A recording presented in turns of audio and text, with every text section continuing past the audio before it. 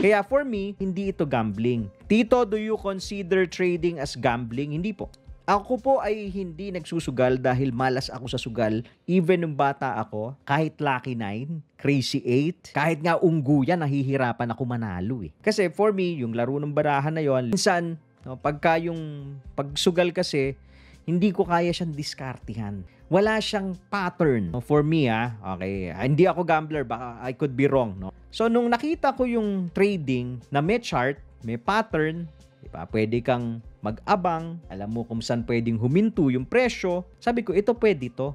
So, nag-i-speculate tayo sa pwedeng maging future price ng isang asset based dun sa chart niya, sa pattern yung ginawa niya in the past. Kaya for me, hindi ito gambling. I consider it more as a business, especially right now na merong futures trading. Especially right now, nung natutunan ko i-trade yung gold. Sabi ko, pwede siyang business na pwede kang kumita on a regular basis pero hindi everyday may kita.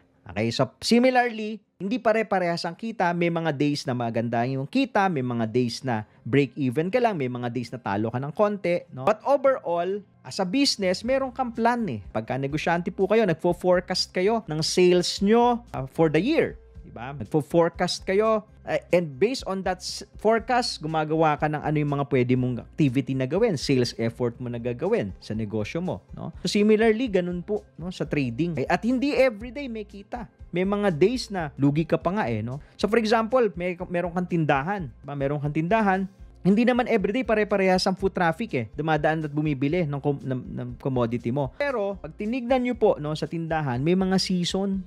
May mga season na malakas ang isang produkto, may mga season na mahina ito. So similarly sa trading. Ang trading ang maganda kasi nga may chart. Makikita mo kung pahinog na ba to, pa-breakout na ba to. Follow for more Tito Moves.